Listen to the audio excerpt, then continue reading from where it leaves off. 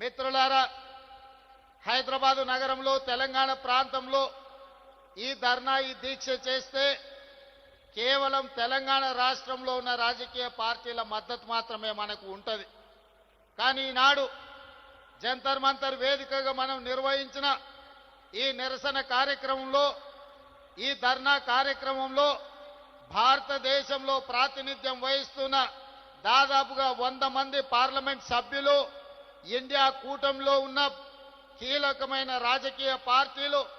DMK కావచ్చు, NCP కావచ్చు, Samajwadi party కావచ్చు,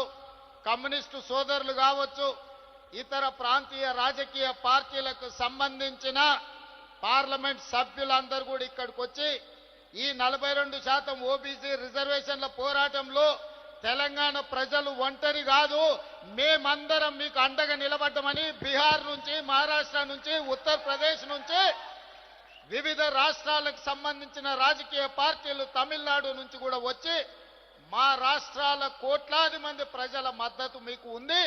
మీరు కొట్లాడండి, మీకోసం పార్లమెంటులో నరేంద్ర మోడీని నిలదీస్తామని చెప్పి ఇండియా కూటమికి సంబంధించిన రాజకీయ పార్టీలు, పార్లమెంట్ సభ్యులు ఈ రోజు మనకు అండగా నిలబడ్డారు.